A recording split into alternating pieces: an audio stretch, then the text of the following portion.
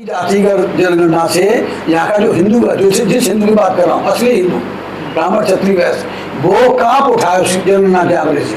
ये जो जातिगत जनगणना की मांग तो बहुत पहले से उठ रही थी, कई सालों से हम लोग भी उठा रहे हैं। हम 2002 से जातिगत जनगणना की मांग उठा रहे थे भारतीय भागीदारी आंदोलन के तहत। तो ये हम क्यों नहीं करा रहे थे? वही काम कांग्रेस नहीं करा रही थी, वही बीजेपी है। सेम 10% सवर्णों की कांग्रेस है, उन्हीं की बीजेपी है। तो जातिगत जनगणना के जो आंकड़े आए, जो रिजल्ट आए, हालांकि जो सोकाल्ड डॉगी मीडिया, आप लोग मोदी मीडिया कहते हैं, मैं इसको डॉगी मीडिया कहता हूँ, मौके वाला मोदी के सारे पे, RSS के सारे पे, तो डॉगी मीडिया उसको सर्वे बता रहा है। जो बाकायदा जनगणना हुई है 1 साल से, उसको वो सर्वे बता रहा है। तो सर्वे भी मान लें तो अभी इनकी हालत पतली है।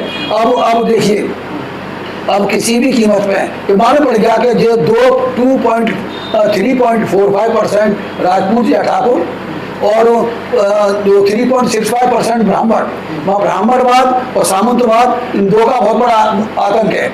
और बाकी लोगों को पता चल गया कि भाई अगर SC की बात करें, SC ST की बात करें, वो भी 22-23% है, मुसलमान 17% है, बाकी OBC तो 63% हो गया। अब इनसे कौन डरेगा? तो आंकड़ा देखने के बाद भी सो रहे हैं नेता बनाए, नेता क्यों बने? देखिए, वो क्या है कि जो हजारों साल की इलिटरेसी है, नहीं उन्हें पढ़ने दिया, ना हमें खाना खाने दिया, लगने दिया, तो हम जो हमारी जो थिंकिंग है, जो सोकाल्ड OBC की खातौर से, वो OBC उन्हीं के रंग में रंगा हुआ है। और जो दलित है या आदिवासी है, वो डॉक्टर अम्बेडकर के करीब आया और डॉक्टर अम्बेडकर को पढ़ के इनसे लड़ने के लिए तैयार हो गया।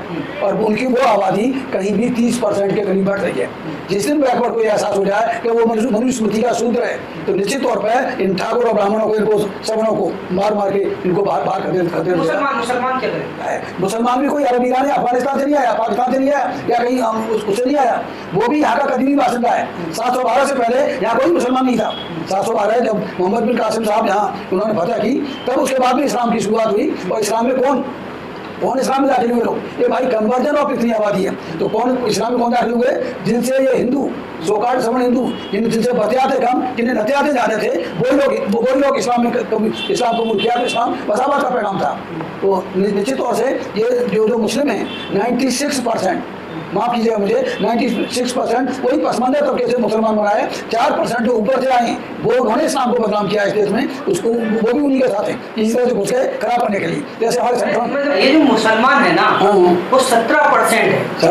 उसके बावजूद वो चाह रहे थे, जैसे भी यादव मुख्यमंत्री बने, नीतीश कुमार मुख्यमंत्री बने, मांझी जी जो है मुख्यमंत्री बने, यहाँ के मुसलमान की हालत खरगोश ऐसी हो गई है कि 1947 से, मैं एक और बात आपको बता दूं, 1947 में जैसे लोगों को ये है कि मुल्क का बंटवारा हुआ, मेरे हिसाब से मुल्क का बंटवारा नहीं हुआ। इन्होंने मुसलमानों को 3 टुकड़ों में तकसीम किया, जिससे कि ये कभी इक़्तिदार में आ सकें, और उनको माइनॉरिटी बना के उनका प्रचार किया गया।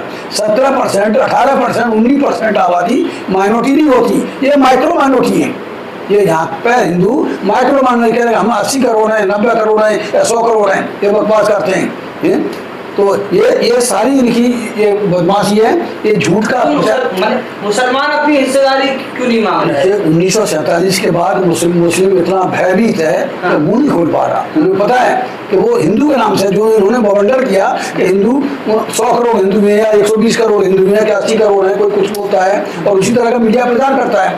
तो वो अपने आप को माइनॉरिटी समझ के कि भाई अगर ये सारे हिंदू इतने हैं तो हमें मार मार के खा जाएंगे, तो इसलिए वो खामोश है, वो खामोश है। और मैं जो आपसे बताता हूँ कि ये मुसलमानों के चेहरे मोहरे इस समय देख के मुझे नहीं लगता कि वही कौन है जिसने इस मुल्क पे 800 साल हुकूमत की है। हुकूमत को छोड़, आप मेरा दूसरी सबसे बड़ी आबादी जो आपने आपको माइनॉरिटी कह रही, उसके बाद अपने नेता क्यों नहीं? दूसरी आबादी नहीं, तो नंबर 1 की आबादी है मुस्लिम, इसमें नंबर 1 की आबादी है। ठीक है, मानते हैं। फिर तो लेकिन ये जिस तरह से फियर साइको हो गया इनके मन में, मैं 20 साल से मैं देख रहा हूँ कि भाजपा को हराएगा उसको वोट देंगे। तो भाजपा को हराने की जो मानसिकता इसमें इनके दिमाग में घर कर गई है, जो वो मानसिकता वहां निकले और उसी से भाजपा मजबूत हो रही है। भाजपा जो हिंदू मुस्लिम करना चाहते हैं, वो मुसलमान उसके लिए पहले से तय कर बैठा है कि भाई जो भाजपा को हराएगा हम उसको वोट देंगे। अरे भाजपा मुसलमान कब जीतेगा? मैंने तो कई बार मंचों से बोला है कि भाई मुसलमान ये तय क्यों नहीं करता कि मुसलमान कौन जीतेगा। हम वो अपने ही आदमी के ऊपर उंगली उठाना शुरू कर देते हैं, अरे वो भाजपा से मिला हुआ है, चाहे वैसी साहब हो कि वो है, अपने ही आदमियों पर वो एतबार नहीं करता। चलो कैसा भी है तो अपना उसको मान के ये करना चाहिए। मायावती मुख्यमंत्री बन सकती है, 10-12% तो जाटो समाज उसके ऊपर है, तो 17, 18, 20% का मुसलमान यहाँ क्यों नहीं मुख्यमंत्री बन सकता? ये तो कई उत्तर उत्तर प्रदेश में 26% मुसलमान हैं, बिहार में 17% है, और भी उसमें महाराष्ट्र में, सॉरी उसमें तेलंगाना में उधर बहुत सारे हैं। पंजाब और दो-चार उनको सूबे को ऊपर को ये छोड़ के बाकी सब जगह मुसलमान नंबर 1 की काट है। तो वो मुसलमान की जो सोच है, ये सोच हो गई है कि जो बीजेपी को हराएगा चाहे काना चोर हो जाए। फॉर एग्जाम्पल अगर मान लीजिए कोई ब्राह्मण है और ब्राह्मण अगर कोई बीजेपी से आ गया तो मुसलमानों का दुश्मन है, उसको वोट नहीं देंगे। और वही ब्राह्मण अगर मायावती से या अखिलेश से या ओवैसी साहब से टिकट लेके आ जाए तो उसको छाती ठोक के वोट देंगे। यहाँ लड़ाई उसकी नहीं है, यहाँ लड़ाई सबल हिंदू बनाम शेष भारत है। जो यहाँ का मूल्यवासी है वो शेष भारत है, और ये सबल हिंदू 10% तय कर दिया गया कि आंकड़ों ने। तो निश्चित तौर से मुसलमानों को अपनी दोबारा सोचना पड़ेगा, सोच बदलनी पड़ेगी और मानसिकता बदलनी पड़ेगी कि हमें बीजेपी हारे जीते भारत जाए, हमारा मुसलमान का मजबूत होगा। और जिस दिन इस बात का तैयार कर लिया कि इंशाअल्लाह बाकी हम चाहे दलित हों तो दूसरे 10% लोग हैं जो बॉर्डर पे हैं वो भी मुसलमान के साथ खड़े हो जाएंगे, जब मुसलमान के जीतने की संभावना बनेगी। जब मुसलमान तैयार करेगा कि नहीं हमें मुसलमान को जिताना है, तो उस समय चाहे कोई भी जाति हो उसे सोचना पड़ेगा और वो मुसलमान के पीछे आगे हटेगी। फिर मुसलमान जब अखिलेश को मुख्यमंत्री बनाना बंद कर देगा या तेजस्वी यादव को या नीतीश यादव को या मायावती को, इनके बारे में सोच के अगर मुसलमानों को सोचेगा, मुसलमानों को मजबूत करेगा, तो भले ही हमने जीते, अगर हम 20,000 30,000 वोट ले जाते हैं तो किसी का हार का कारण बन सकते हैं, तो हम हमारी ताकत कब बनेगी।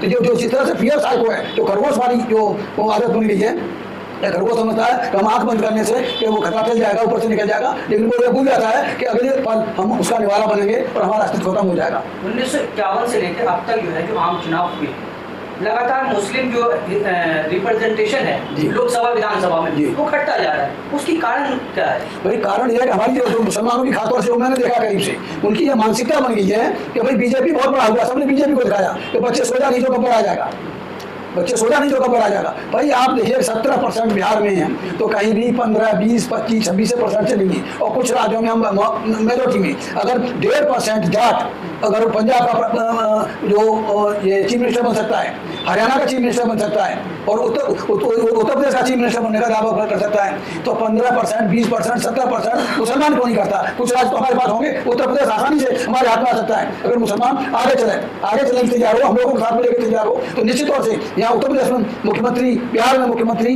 सब जगह मुख्यमंत्री हमारा हो सकता है। भाई सौरभ यादव कितना जो बड़ी जाते हैं वहाँ पे, यादव 14% है ना, 14% सब जगह, मुसलमान 17%, तो उनसे भी 2% है, तो यादव क्यों मुख्यमंत्री बने वहाँ पे, मुसलमान क्यों नहीं बने? मुसलमान तो कहता है कि ये जवानी है कुर्बान अखिलेश भैया दे देना। ये जो सोच है ये गलत है। कुछ लोग हैं जो मेंटली स्लेव हैं। मुलायम सिंह गांधी ने आज तक क्या दिया मुसलमानों को? तो मुसलमान भूल गए मुजफ्फरनगर में क्या करवाया उन्होंने? 9 दिन तक मारामारी हुई। वहाँ तो 4 दिन की छूट थी गुजरात में, मोदी ने जब उसमें मुख्यमंत्री था, यहाँ 9 दिन की छूट मिली हुई थी इसी अखिलेश के में। 18% रिजर्वेशन का दावा किया था कि 18% रिजर्वेशन देंगे, सरकार में आए उसके बाद कब्रिस्तान की बाउंड्री दे दी रिजर्वेशन की। अरे भाई जिस सेक्शन में जो वो थे, वो क्या नाम है, वो उर्दू टीचर की वैकेंसी निकली थी, उर्दू टीचर की वैकेंसी में यादवों को भर दिया, जो जाहिल यादव थे उनको बैठा दिया, बाद में लिपे सीख लेना, तो वो आदमी क्या देगा हमें? उत्तर प्रदेश में जब ये जो इन्होंने जो वैकेंसी निकाली थी उर्दू टीचर की, उर्दू टीचर पर भी जाहिर यादव को भर लिया अखिलेश यादव ने, कहते हो बाद में तुम्हारे लिपे सीख लेना, अरे उसको केजी और उसको ही तो सिखाना है आपको। तो वो मुसलमानों को क्या देगा? What do you expect? क्या कांग्रेस ने क्या दिया हमें?